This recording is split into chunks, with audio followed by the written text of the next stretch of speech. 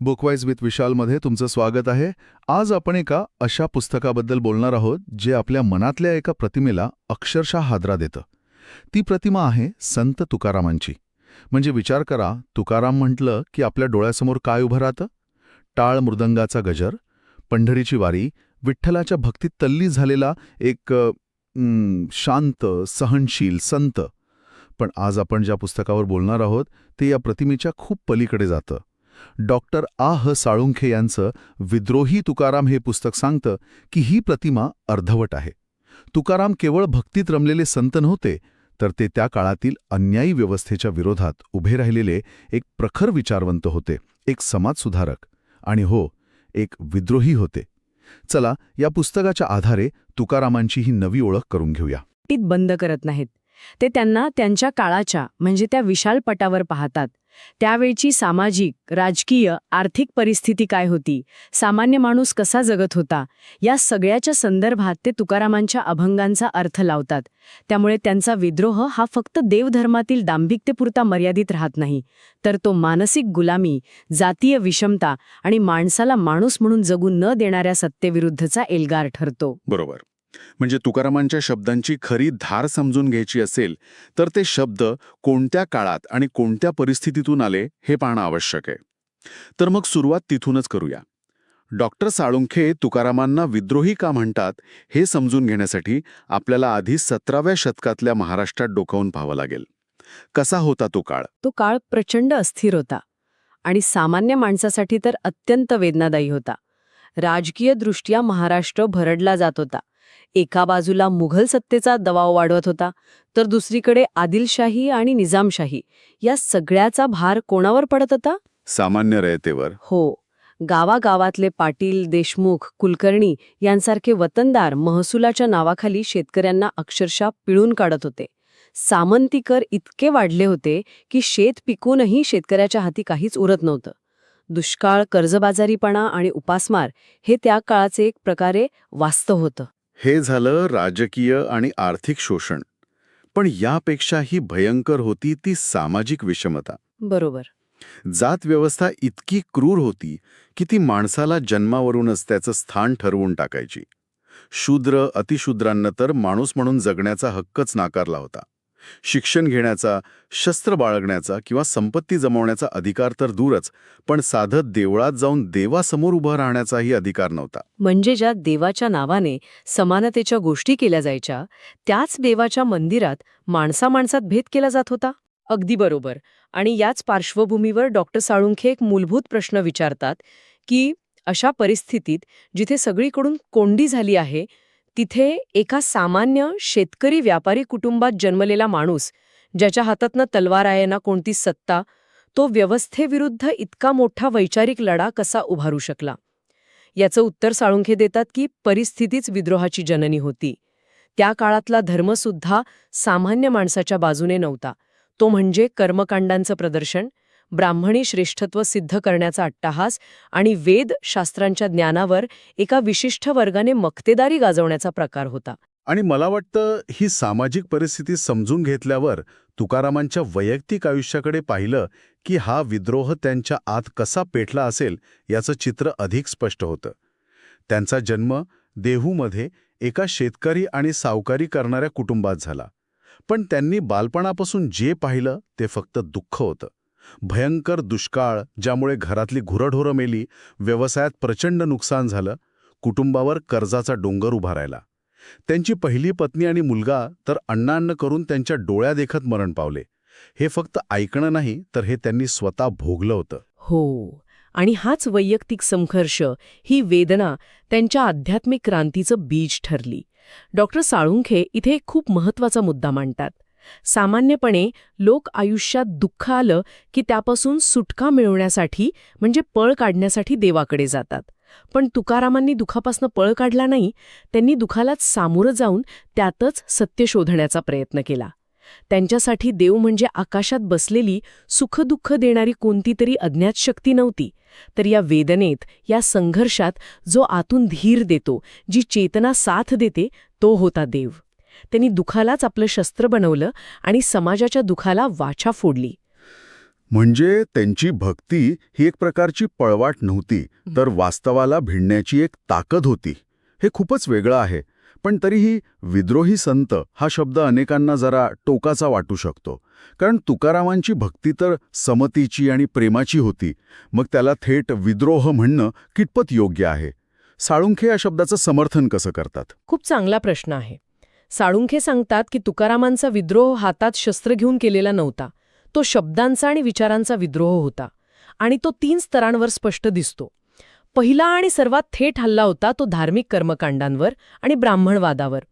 ते त्यांच्या अभंगातून अत्यंत परखडपणे म्हणतात, वेदाचा तो अर्थ आम्हासीच ठावा, येरांनी वहावा भार माथान. अच्छा. म्हणजे वेदांचा खरा अर्थ आम्हाला कष्टकरी लोकांना कळला आहे, इतरांनी फक्त त्याचं ओझं वाहत बसावं. त्या काळात शूद्र मानल्या गेलेल्या व्यक्तीने असं बोलणं हे थेट व्यवस्थेला दिलेलं आव्हान होतं. किंवा जेव्हा ते म्हणतात कर्मकांडाचा गर्वा ब्राह्मण झाले नरवा, तेव्हा ते कर्मकांडांचा अभिमान बाळगणाऱ्या ब्राह्मणांना माणसांचे शत्रू ठरवतात. हे काही साधंसुधं नाहीये, हे वैचारिक बंड आहे. हो, हे तर थेट आव्हान आहे. म्हणजे ज्ञानावर आणि धर्मावर जी काही मुठभर लोकांची मक्तेदारी होती तीच ते नाकारत होते. हा झाला पहिला मुद्दा. दुसरा मुद्दा कोणता? दुसरा मुद्दा आहे सामाजिक समानतेचा. ते फक्त देव सर्वांचा आहे असं म्हणून थांबले नाहीत, तर त्यांनी जातीय उतरंडीवरच प्रहार केला. जिथे जातीच्या नावाने माणसाला सावलीचाही विटाळ मानला जायचा, तिथे तुकाराम म्हणत होते, विष्णुमय जग वैष्णवांचा धर्म, भेदाभेद भ्रम अमंगळ. म्हणजे हे सगळं जग विष्णुमय आहे आणि भेदाभेद मानणं हे अमंगळ आहे, पाप आहे.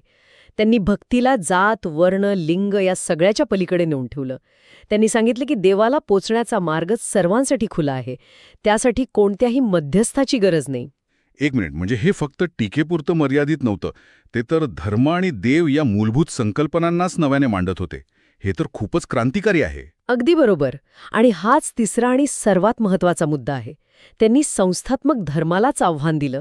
मंदिरं, मूर्ती, पोथ्या, यज्ञ, याग या बाह्य गोष्टींपेक्षा त्यांना मानवी मूल्य अधिक श्रेष्ठ वाटत होती. त्यांच्या मते खरा धर्म कोणता? तर धर्म त्याचा जो भावे प्राणीमात्रांशी वागावे. म्हणजे प्राणीमात्रांवर प्रेम करणं. हो, दया करणं हाच खरा धर्म आहे. आणि त्यांचा देव मंदिरात किंवा मूर्तीत बंदिस्त नव्हता, तर तो माणसाच्या हृदयात होता, त्याच्या चेतनेत होता. देव आहे अंतर्यामी, व्यर्थ हिंडता तीर्थग्रामी, असं ते ठणकावून सांगत होते. म्हणजे खरी साधना कर्मकांडात नाही, तर स्वतःचा स्वभाव सुधारण्यात आहे, अहंकार सोडण्यात आहे. साहजिकच आहे. असे विचार त्या काळातल्या प्रस्थापितांना कसे सहन होणार?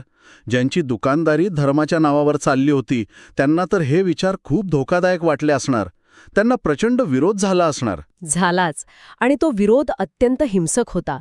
त्यांच्यावर शूद्र असून वेदांवर बोलतो, धर्मग्रंथांचा अपमान करतो, असे थेट आरोप झाले. पुण्याच्या आणि देहूच्या ब्राह्मण वर्गाने त्यांच्याविरुद्ध कट रचला. त्यांना अशिक्षित आणि वेडसर ठरवण्याचा प्रयत्न केला. पण सर्वात मोठा हल्ला झाला तो त्यांच्या अभंगांवर. त्यांची अभंगगाथा, जी त्यांच्या आयुष्याचं सार होती, ती इंद्रायणी नदीच्या डोहात बुडवून टाकण्याचा आदेश दिला गेला. विचार करा, एका कलाकारासाठी, एका विचारवंतासाठी त्याच्या आयुष्याचं सगळं काम, त्याचे विचार असं नष्ट करणं किती वेदनादायी असेल. या घटनेचा त्यांच्यावर काय परिणाम झाला? ही घटना त्यांच्या आयुष्याला कलाटणी देणारी ठरली.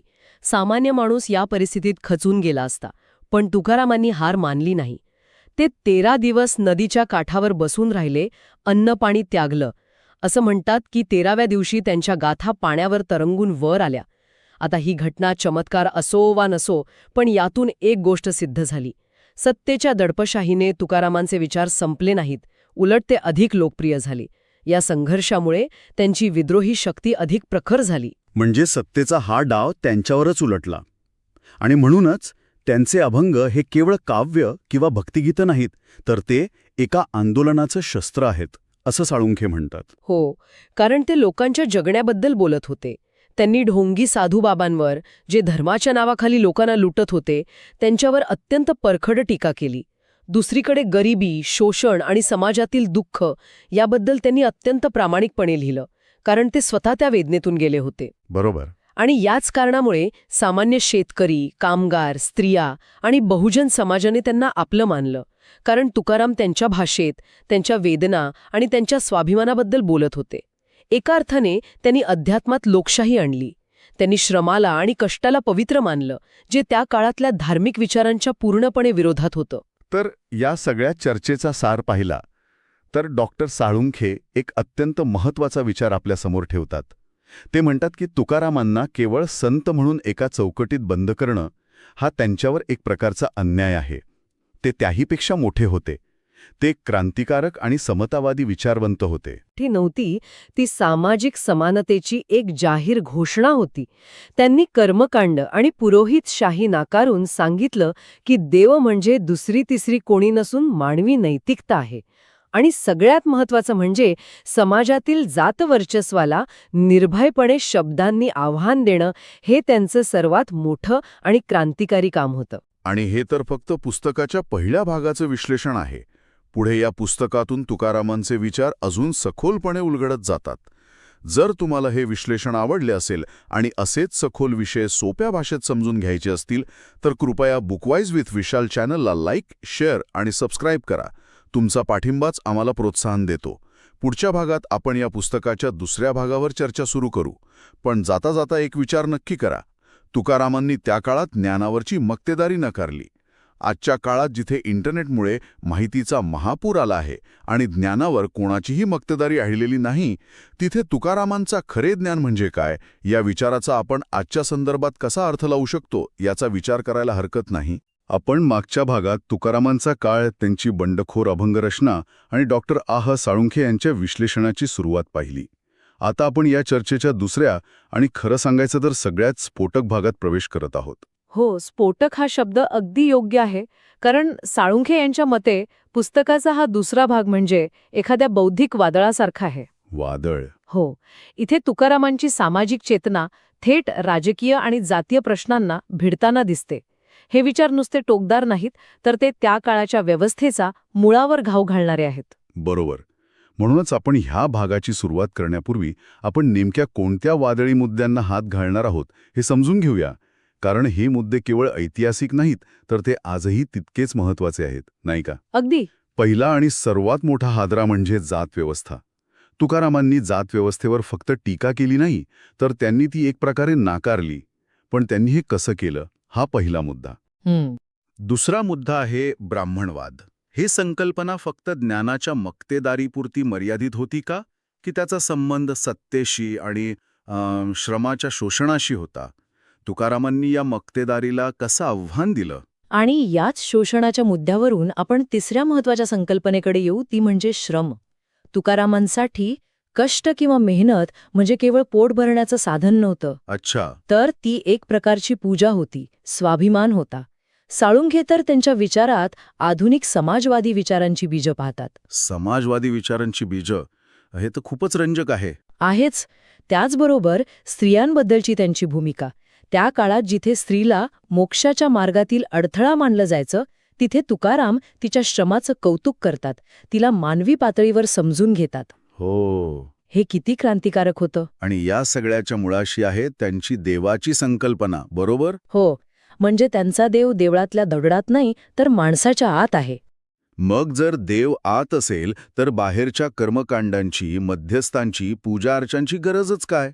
हा विचारच त्यावेळच्या धर्मसंस्थेसाठी सर्वात मोठा धोका होता. अगदी. थोडक्यात सांगायचं तर तुकारामांच्या विचारांमधलं जे विद्रोही तत्वज्ञान आहे त्याची खरी ओळख आपल्याला ह्या भागात होणार आहे. अगदी. आणि याची सुरुवातच होते जात व्यवस्थेवरील थेट हल्ल्याने.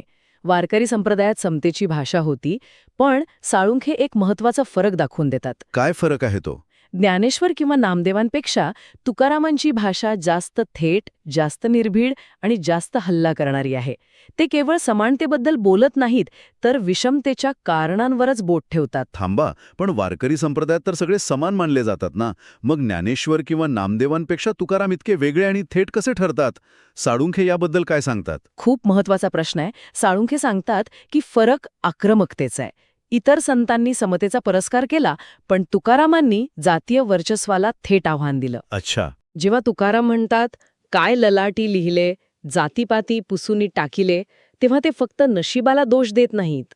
ते ललाटी लिहिले या नियतिवादालाच नाकारतात आणि म्हणतात की जात-पात पुसून टाकली पाहिजे. ही भाषा बंडखोरीची आहे. म्हणजे हे फक्त आध्यात्मिक विधान नाहीये. नाहीच. साळुंखेंच्या मते त्या काळात जात म्हणजे केवळ एक सामाजिक उतरंड नव्हती, तर ती एक आर्थिक आणि राजकीय व्यवस्था होती. म्हणजे जात म्हणजे फक्त कोण श्रेष्ठ आणि कोण कनिष्ठ हे ठरवणारी गोष्ट नव्हती, तर कोणाला काय काम मिळणार, कोणाला शिक्षण मिळणार आणि सत्ता कोणाच्या हातात राहणार हे ठरवणारी एक यंत्रणा होती. अगदी बरोबर. जात म्हणजे श्रमाचं व्यवस्थापन, अधिकारांचं वाटप आणि सत्ता टिकवून ठेवण्याचं एक शक्तिशाली साधन होतं. ओके. तुकारामांनी नेमक्या याच साधनावर प्रहार केला. त्यामुळे त्यांची भूमिका ही केवळ आध्यात्मिक नाही, तर ती एक सामाजिक आणि राजकीय बंडखोरी होती. आणि म्हणूनच प्रस्थापित व्यवस्थेला ती खूप धोकादायक वाटली. आणि याच राजकीय बंडखोरीचा एक भाग म्हणजे ज्ञानाच्या मक्तेदारीला दिलेलं आव्हान. जेव्हा ते म्हणतात वेदशास्त्रे वाचितात, आचरणे करता न येतात, तेव्हा ते नेमकं काय सुचवत आहेत? इथेच तर खरा संघर्ष आहे. त्या काळात ज्ञान म्हणजे सत्ता होती आणि सत्ता म्हणजे जात होती. बरोबर. वेद वाचण्याचा, त्याचा अर्थ लावण्याचा अधिकार फक्त विशिष्ट वर्गाकडे होता. तुकाराम म्हणतात की तुम्ही फक्त वाचता, पण तुमच्या आचरणात, तुमच्या वागण्यात त्यातलं काहीच दिसत नाही. म्हणजे पोपटपंची करताय फक्त. हो, या एका ओळीने त्यांनी ज्ञानाला पावित्र्याच्या आणि जातीच्या बंधनातून मुक्त करून थेट आचरणाशी म्हणजे नैतिकतेशी जोडलं. अच्छा. ज्ञान हे मिरवण्यासाठी नाही, तर ते जगण्यासाठी आहे. हा विचारच त्या काळात इतका क्रांतिकारक होता की त्यामुळेच प्रस्थापित व्यवस्थेने त्यांना शास्त्रद्रोही आणि अहंकारी ठरवलं. म्हणजे त्यांनी ज्ञानाचं लोकशाहीकरण करण्याचा प्रयत्न केला. जे ज्ञान काही लोकांच्या तिजोरीत बंद होतं, ते त्यांनी सामान्य माणसाच्या नैतिक आचरणाच्या पातळीवर आणून ठेवलं. उत्तम शब्द आहे, लोकशाहीकरण. त्यांनी हेच केलं. त्यांनी सांगितलं की खरा ज्ञानी तो नाही जो वेदपाठ करतो, तर तो आहे जो प्रामाणिकपणे जगतो, दयाभाव ठेवतो. यामुळे ज्ञानाचा संबंध थेट माणसाच्या मूल्यांशी जोडला गेला, जातीशी नाही. हा खूप मोठा वैचारिक हल्ला होता. जातीव्यवस्थेचं मूळ हे श्रमाच्या विभागणीत आणि ज्ञानाच्या मक्तेदारीत होतं. हे आता स्पष्ट झालं. पण तुकारामांनी फक्त या विभागणीवर टीका नाही केली, तर त्यांनी श्रमालाच एक वेगळी प्रतिष्ठा दिली. याचंच वर्णन साळुंखे समाजवादी विचारांची बीजं असं करतात का? हो, आणि ही त्यांच्या विश्लेषणातील एक अत्यंत रंजक आणि धाडसी मांडणी आहे. तुकाराम श्रमालाच पवित्र मानतात. श्रमाला पवित्र मानतात? हो. त्यांच्यासाठी मंदिरात बसून जप करण्यापेक्षा शेतात राबणाऱ्या, घाम गाळणाऱ्या श्रमाचं महत्त्व अनेक पटींनी जास्त आहे. ते म्हणतात, परिश्रमे पोट भरणे हेची माझे धन. हो, इथे श्रम हे केवळ उदरनिर्वाहाचं साधन नाही, तर ते धन आहे, म्हणजे प्रतिष्ठा आहे, स्वाभिमान आहे. तामा, म्हणजे तुम्ही म्हणताय की 400 वर्षांपूर्वी तुकाराम जे बोलत होते ते थेट मार्क्स किंवा समाजवादी विचारांशी जोडता येतं, जिथे श्रमाला, कष्ट करायला केंद्रस्थानी ठेवलं जातं. हे अविश्वसनीय. साळुंखे हे कसं सिद्ध करतात? साळुंखे हे तुकारामांच्या देवाच्या कल्पनेतून सिद्ध करतात. गंमत बघा, तुकारामांचा देव आळशी नाही, तो स्वतः कष्ट करतो. काय सांगताय? एका अभंगात ते म्हणतात, घामे घाम भिजता नांगर चालवितो. म्हणजे त्यांचा देव स्वतः शेतात राबतोय, नांगर चालवतोय. अच्छा. देव जर स्वतः श्रम करत असेल, तर श्रम हे देवाच्या कृती इतकंच पवित्र झालं. ही कल्पनाच मुळात क्रांतिकारक आहे. ते श्रमालाच मुक्ती मानतात, स्वाभिमान मानतात आणि समाज निर्मितीचं साधन मानतात. हे विचार आधुनिक कामगार केंद्रित तत्वज्ञानाच्या खूप जवळ जाणारे आहेत. म्हणजे त्यांच्यासाठी देव मंदिरातल्या मूर्तीत नव्हता, तर तो काम करणाऱ्या माणसाच्या घामात होता. शेतकरी, कामगार यांच्या श्रमातच देवत्व आहे, असं त्यांचं म्हणणं होतं. अगदी तसंच. आणि श्रमाचं हे महत्त्व ते फक्त पुरुषांपुरतं मर्यादित ठेवत नाहीत, बरोबर? कारण स्त्रियांच्या श्रमाकडे पाहण्याचा त्यांचा दृष्टिकोनही तितकाच क्रांतिकारक होता, असं साळुंखे म्हणतात.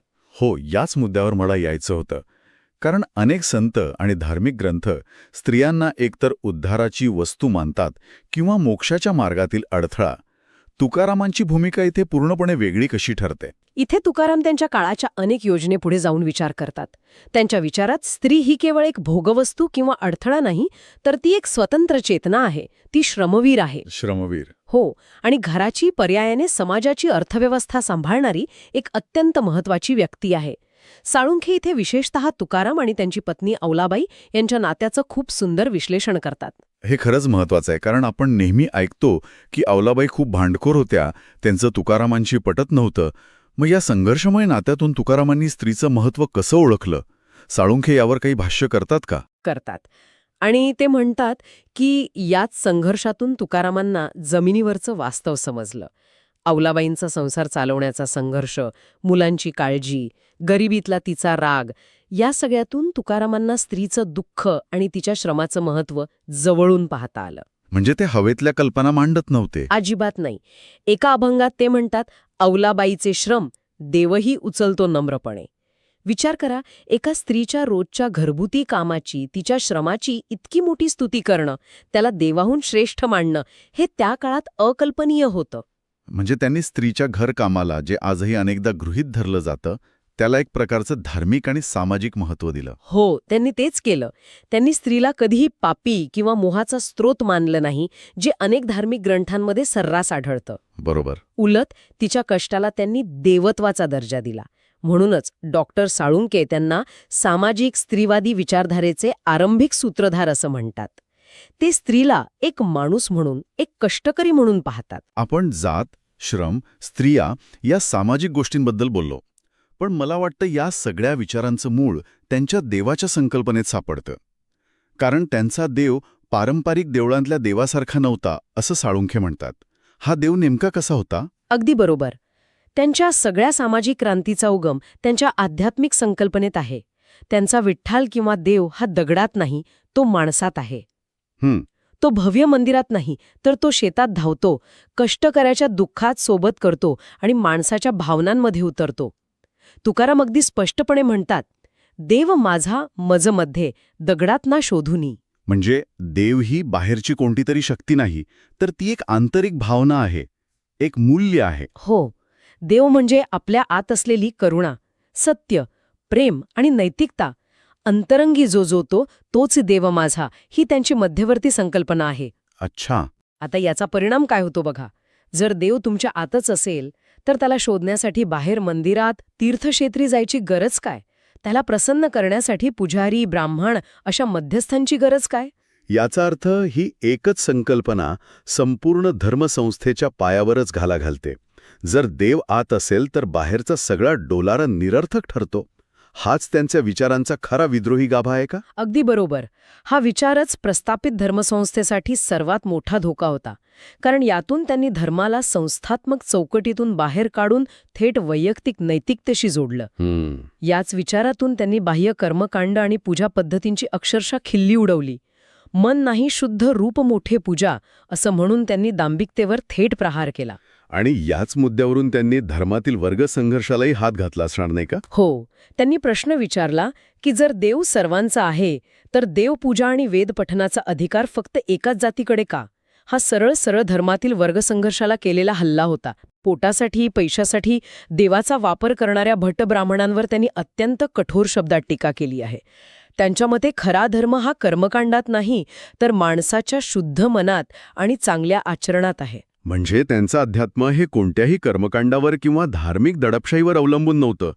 ते पूर्णपणे मानवी आणि सार्वत्रिक होतं. नक्कीच. त्यांच्या अध्यात्मात लोकशाही आहे.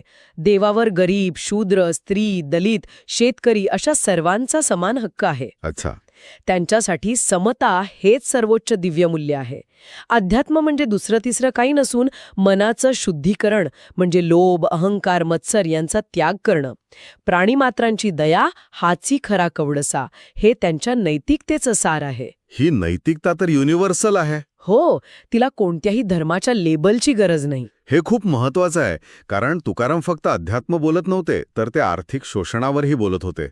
अनेकदा संत महात्म्यांना सामाजिक आणि आर्थिक वास्तवापासून अलिप्त समजलं जातं. पण तुकाराम त्याला अपवाद आहेत. ते स्वतः शेतकरी आणि व्यापारी कुटुंबातील होते.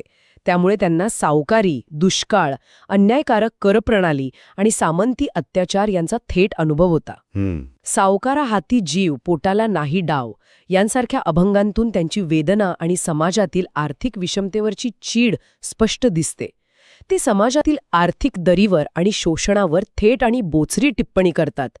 ते वास्तवापासून पळून जाणारे संत नव्हते, तर वास्तवाला भिडणारे क्रांतिकारक होते. तर या सगळ्या चर्चेनंतर आपण शेवटच्या टप्प्यावर येतो. डॉक्टर साळुंखे यांच्या मते तुकारामांच्या संपूर्ण तत्वज्ञानाचा केंद्रबिंदू काय आहे, देव की मनुष्य? डॉक्टर साळुंखे अगदी स्पष्टपणे सांगतात की तुकारामांच्या विचारांचा केंद्रबिंदू हा देव नाही, तर मनुष्य आहे. मनुष्य. हो, त्यांचा देव हा आकाशातून उतरणारा कोणता अवतारी पुरुष नाही, तर तो माणसाच्या आत असलेलं सुधारणावादी नैतिक तत्व आहे.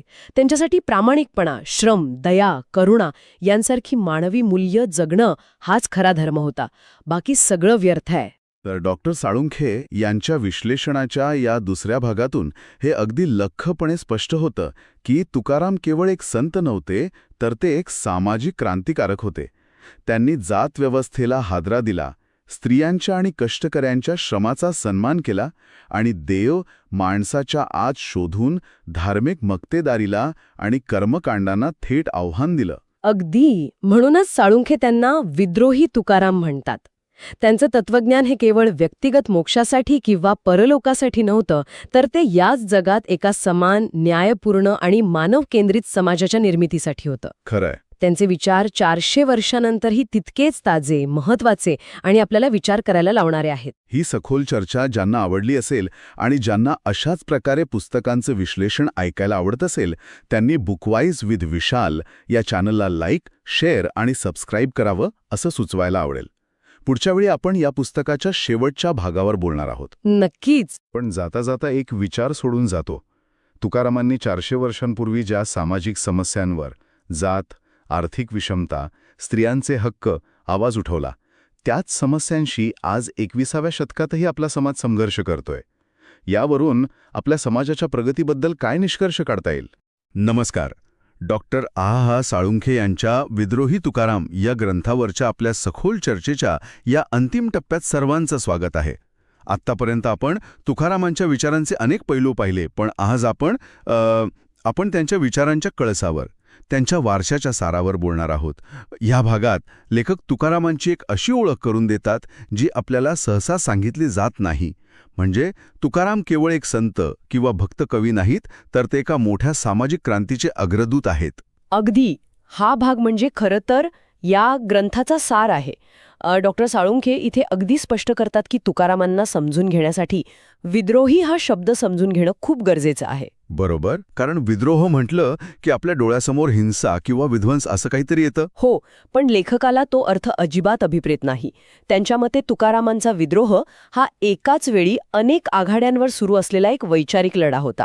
म्हणजे बघा, एका बाजूला धर्माच्या नावाखाली चाललेलं शोषण होतं, तर दुसऱ्या बाजूला जन्मावर आधारित जातीय श्रेष्ठत्व. आणि या दोन्हींना आधार देणारी होती आर्थिक विषमता, जिथे सावकार आणि सत्ताधारी मिळून शेतकऱ्यांना नागवत होते. आणि या सगळ्याच्या मुळाशी होती ती वैचारिक गुलामगिरी, जी लोकांना प्रश्न विचारण्यापासूनच रोखत होती. अगदी बरोबर.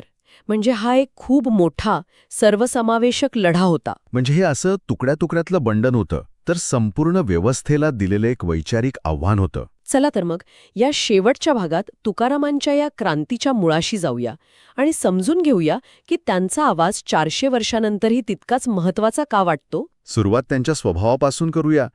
संत म्हणजे शांत, मृदू स्वभावाची व्यक्ती, असं एक चित्र आपल्या डोळ्यासमोर असतं की नाही. पण लेखक हे चित्र पूर्णपणे पुसून टाकतात. बरोबर. लेखक म्हणतात की तुकारामांचं खरं संतत्व त्यांच्या शांतपणात नाही, तर त्यांच्या आक्रमक भूमिकेत आहे. पण ही आक्रमकता कोणा व्यक्तीविरुद्ध नव्हती. अच्छा. ती होती अन्यायाविरुद्ध. ते भोंदू धर्मगुरू, शोषण करणारे सावकार आणि ढोंगीपणावर अत्यंत कठोर शब्दात प्रहार करतात. ऐसे कैसे झाले भोंदू, कर्म करोनी म्हणती साधू, इतक्या थेट शब्दांत ते हल्ला करतात. हा विचारच धट्टादायक आहे. कारण आपल्याला तुकाराम म्हणजे केवळ विठ्ठलाच्या भक्तीत तल्लीन झालेले एक मृदू व्यक्तिमत्व असंच शिकवलं गेलंय. हो, आणि ही केवळ धार्मिक चीड नव्हती. बरोबर. याला एक सामाजिक आणि राजकीय किनारही होती. निश्चितच. हा केवळ वैयक्तिक राग नाहीये, तर व्यवस्थेविरुद्धचा आवाज आहे.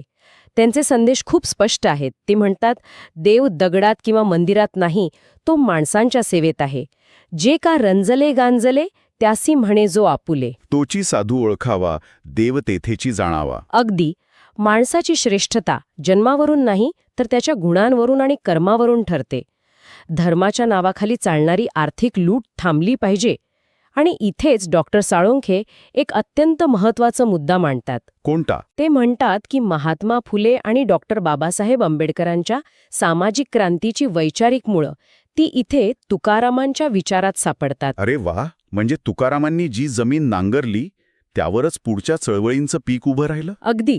त्यांनी थेट ब्राह्मणी धर्मशास्त्रांनी घालून दिलेल्या नैतिकतेच्या चौकटीलाच आव्हान दिलं. आणि त्यांनी एका पर्यायी नैतिकतेची मांडणी केली जी माणुसकीवर आधारित होती. हो, आणि म्हणूनच त्यांनी कर्मकांडांवर इतकी कठोर टीका केली. त्यांच्या मते हळदी कुंकू, व्रतवैकल्य, तीर्थयात्रा ही सगळी एक प्रकारची आर्थिक दुकानदारी होती, जिथे लोकांच्या श्रद्धेचा बाजार मांडला जात होता. देव प्रेम, सत्य आणि न्यायाचा भुकेला आहे, नैवेद्याचा नाही, हे त्यांनी ठणकावून सांगितलं. विचार करा, ज्या काळात धर्माच्या प्रत्येक नियमाचं पालन करणं बंधनकारक होतं, त्या काळात एक सामान्य माणूस उभा राहतो आणि म्हणतो की हे सगळं व्यर्थ आहे. खरी माणुसकी महत्वाची आहे, हा त्या व्यवस्थेच्या हृदयावर केलेला वैचारिक हल्ला होता. एक मिनिट, म्हणजे आपण ज्यांना मवाळ संत म्हणून ओळखतो ते प्रत्यक्षात वेदपुराणांच्या अंतिम अधिकाराला थेट आव्हान देत होते. हे तर अविश्वसनीय आहे. याला तत्कालीन व्यवस्थेने प्रतिसाद कसा दिला? कारण मला नाही वाटत की सत्ता असं आव्हान सहजासहजी स्वीकारेल.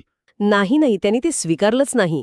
आणि याच संघर्षाचा सर्वात मोठा पुरावा म्हणजे त्यांच्या अभंगांच्या गाथा इंद्रायणी नदीत फेकून देण्याची घटना. हो, ती घटना. डॉक्टर साळुंखे म्हणतात की या घटनेकडे केवळ एक धार्मिक वाद म्हणून पाहणं खूप चुकीचं आहे. म्हणजे ही एक राजकीय कृती होती. कारण तुकारामांचं काव्य हे केवळ काव्य नव्हतं, तो एका नव्या समाजाचा जाहीरनामा होता. त्यात लोकांचा आवाज होता, सत्तेला हादरा देणारे विचार होते. म्हणूनच त्यांच्या हस्तलिखितांना नष्ट करण्याचा प्रयत्न झाला. पण त्या गाथा परत मिळाल्या असं म्हणतात. या घटनेचं महत्त्व काय? या घटनेचं महत्त्व प्रचंड आहे. गाथा परत मिळणं हा केवळ चमत्कार नव्हता. मग काय होतं ते? तो होता लोकांच्या शक्तीचा विजय. तो त्या धार्मिक सत्तेचा पराभव होता. यातून हे सिद्ध झालं की लोकांचा पाठिंबा असेल तर सत्तेलाही झुकावं लागतं. म्हणजे त्यांचे विचार लोकांच्या हृदयात इतके रुजले होते की ते संपवता आले नाहीत. अगदी. तुकारामांच्या विचारांची खोली आणि त्यांचा संघर्ष खरोखरच आश्चर्यचकित करणारा आहे. आणि जर हे विश्लेषण ऐकणाऱ्यांना आवडत असेल तर कृपया बुकवाईज विथ विशाल या चॅनलला लाईक, शेअर आणि सबस्क्राईब करा. यामुळे आम्हाला असेच माहितीपूर्ण विचार तुमच्यापर्यंत पोहोचवण्यास प्रोत्साहन मिळतं. तर त्यांच्या अभंगांच्या गाथा नदीत फेकल्या गेल्या हे राजकीय कृत्य होतं हे स्पष्ट आहे. पण या संघर्षाला एक आर्थिक बाजूही होती, नाही का? त्यांनी केवळ धर्मसत्तेलाच नाही तर धनसत्तेलाही आव्हान दिलं. अगदी अचूक मुद्दा. डॉक्टर साळुंखे हेच तर स्पष्ट करतात की तुकारामांना सक्त धार्मिक सुधारक मानणं म्हणजे त्यांच्या कार्याला मर्यादित करणं आहे. ते आर्थिक न्यायाचे एक मोठे पुरस्कर्ते होते. त्यांनी सावकारशाहीवर जेवढी कठोर टीका केली आहे तेवढी क्वचितच कोणी केली असेल. व्याजाच्या नावाखाली शेतकऱ्यांची पिळवणूक करणाऱ्या सावकारांना ते मायबापाहून आगळा शत्रू मानतात. बापरे. हो, ते सावकारांच्या शोषण चक्राचं अत्यंत भेदक वर्णन करतात. आणि याला त्यांनी पर्याय काय दिला? म्हणजे केवळ टीका केली की काही सकारात्मक विचारही मांडला? त्यांनी श्रमाला प्रतिष्ठा दिली. हा त्यांचा सर्वात क्रांतिकारी विचार होता असं मला वाटतं. श्रमाला प्रतिष्ठा म्हणजे नेमकं काय? त्या काळात जिथे विशिष्ट जातींना विशिष्ट कामं दिली जात होती आणि शारीरिक श्रमाला कमी लेखलं जात होतं, तिथे तुकाराम म्हणतात की खरा माणूस तोच जो श्रम करतो. बरा कुणबी केला, नाहीतरी दंभेची असतो मेलो. अच्छा. हाताने काम करणारा माणूस श्रेष्ठ आहे आणि माणसाचं अस्तित्व जन्मावर नाही तर श्रमावर टिकून आहे, हे त्यांचे विचार होते. म्हणजे हे विचार अस्पृश्यता आणि जातीसंस्थेच्या निर्मूलनाच्या कल्पनेचा पाया होते असं म्हणता येईल. नक्कीच. आणि हे सगळे क्रांतिकारी विचार लोकांपर्यंत पोहोचवण्यासाठी त्यांनी जी भाषा वापरली ती स्वतःच एक क्रांती होती असं म्हटलं जातं. कारण त्या काळात तर विद्वान लोक संस्कृत प्रचूर अवघड भाषेत लिहायचे. हो, आणि डॉक्टर साळुंखे याला साहित्यिक क्रांती म्हणतात. तुकारामांसाठी भाषा म्हणजे मुक्ती होती. त्यांना हे कळलं होतं की ज्ञान जर अवघड भाषेत बंदिस्त असेल तर ते मृत आहे. बरोबर. धर्मग्रंथांची सत्ता लोकांना भाषेच्या अडथळ्यांमुळेच बांधून ठेवत होती. तुकारामांनी हा अडथळाच दूर केला. त्यांनी काय केलं? त्यांनी सर्वसामान्यांना समजणाऱ्या त्यांच्या रोजच्या जगण्यातल्या सोप्या बोली मराठीचा वापर केला. म्हणजे त्यांनी संस्कृतचा वापर टाळून केवळ भाषेची सोय केली नाही तर ज्ञानावरची एका वर्गाची मक्तेदारीच मोडून काढली. ही तर एका अर्थाने माहितीच्या लोकशाहीकरणाची सुरुवात होती. बरोबर. त्यांची भाषा ही केवळ संवादाचं माध्यम नव्हती, तर ती परिवर्तनाचं एक हत्यार होती. त्यांच्या भाषेत करुणा आहे, विनोद आहे, वास्तवाचं दाहक चित्रण आहे आणि त्याचवेळी सत्तेविरुद्धचा कमालीचा निर्भीडपणा आहे. म्हणूनच त्यांचं काव्य हे लोकांचं काव्य बनलं, जे पिढ्यानपिढ्या तोंडीपाठ राहिलं. या सगळ्या चर्चेतून एक गोष्ट स्पष्ट होतीये की तुकारामांनी प्रत्येक गोष्टीत बंड केलं. मग त्यांची आध्यात्मिकता तरी याला अपवाद कशी असेल? त्यांची देवाची संकल्पना सुद्धा पारंपरिक नव्हती असं लेखक म्हणतात. अजिबात नाही. त्यांची आध्यात्मिकता सुद्धा विद्रोही होती. त्यांनी देवाला स्वर्गातल्या सिंहासनावरून खाली खेचून सामान्य माणसाच्या हृदयात बसवलं. म्हणजे त्यांच्यासाठी देव म्हणजे भीती निर्माण करणारी किंवा शिक्षा देणारी शक्ती नव्हती, तर देव म्हणजे स्वातंत्र्य होतं. देव म्हणजे प्रेम, समता आणि न्याय होता.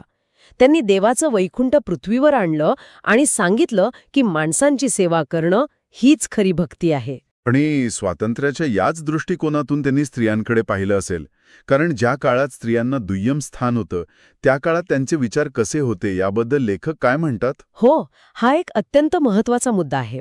ज्या काळात स्त्रियांना शिक्षण, संपत्ती किंवा स्वतःचं मत मांडण्याचं स्वातंत्र्य नव्हतं, त्या काळात तुकारामांनी स्त्रीला शक्ती, मनुष्य आणि देवाचा समान अंश मानलं. अच्छा. तुका म्हणे हेणे व्यापिले त्रिभुवन असं म्हणून ते स्त्रीच्या सामर्थ्याचा गौरव करतात. त्यांनी त्यांच्या पत्नी जिजाबाई यांच्या वेदना आणि त्रागा समजून घेतला. स्त्रीला केवळ वस्तू मांडणाऱ्या पुरुष सत्तेवर त्यांनी टीका केली. म्हणजे डॉक्टर साळुंखे यांच्या मते हा दृष्टिकोन आधुनिक स्त्री समानतेच्या चळवळीचा पाया आहे. अगदी. इतके क्रांतिकारक विचार ऐकल्यावर खरंच गोंधळायला होतं. जर तुकाराम इतके बंडखोर होते तर मग त्यांना एक मवाळ, सहनशील संत म्हणून का चित्रित केलं गेलं? त्यांच्या प्रतिमेत हा बदल कसा झाला? या पुस्तकातला सर्वात महत्वाचा प्रश्न आहे आणि याचं उत्तर असं आहे की इतिहास आणि प्रस्थापित धर्मसंस्थांनी त्यांच्या विचारांमधली क्रांतीची आग विझवण्यासाठी त्यांना मृदू आणि सहनशील बनवलं. अच्छा, म्हणजे हा एक पद्धतशीर प्रयत्न होता. हो. त्यांचे अभंग सांगतात की त्यांचा खरा धर्म अन्याय सहन करणे हा नव्हता, तर अन्याय मोडून काढणे हा होता. बुडती हे जन न देखवे डोळा, येतो कळवळा म्हणूनी असं म्हणत ते समाजाच्या दुःखाने कळवळतात. जो अन्यायाविरुद्ध आवाज उठवतो तोच खरा भक्त, ही त्यांची शिकवण होती. पण त्यांना अहिंसक, शांततावादी दाखवून त्यांच्या विचारांमधील बंडाची धारच काढून टाकण्यात आली. बरोबर. हाच लेखकाचा मुख्य मुद्दा आहे. म्हणजे त्यांच्या विचारांचं सॅनिटायझेशन किंवा शुद्धीकरण केलं गेलं, जेणेकरून ते व्यवस्थेला सोयीचे ठरतील. खरंच, तुकारामांचा प्रत्येक विचार कितीतरी पातळ्यांवर आपल्याला विचार करायला लावतो.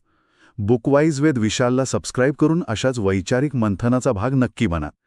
तर हे सगळं ऐकल्यावर असं वाटतं की आपण ज्या समस्यांशी आजही लढतोय, जातीवाद, आर्थिक विषमता, ढोंगीपणा, त्यावर तुकारामांनी शेकडो वर्षांपूर्वीच इतक्या स्पष्टपणे लिहिलं आहे. लेखकाच्या मते आजच्या काळात त्यांचे विचार लागू पडतात की केवळ ऐतिहासिक महत्त्वाचे उरतात? लेखकाच्या मते आजच्या काळात तुकारामांची गरज सर्वाधिक आहे. हो का? हो. आजही समाजात जातीवाद आहे, आर्थिक विषमता आहे, राजकीय लूट आहे आणि धार्मिक ढोंगबाजी तर कायम आहेच. अशा परिस्थितीत तुकारामांचे विचार एक मार्ग दाखवतात. कोणता मार्ग? ते सांगतात की धर्म म्हणजे मानवता, समाज म्हणजे न्याय, राजकारण म्हणजे लोकशाही आणि अर्थव्यवस्था म्हणजे श्रमाचा सन्मान. देव म्हणजे अंधश्रद्धा नाही, तर बंधुत्व आणि न्याय आहे. आणि प्रश्न विचारण्याचं स्वातंत्र्य हेच खरं स्वातंत्र्य आहे. हो, ही त्यांची शिकवण आजही तितकीच किंबहुना जास्तच महत्वाची आहे.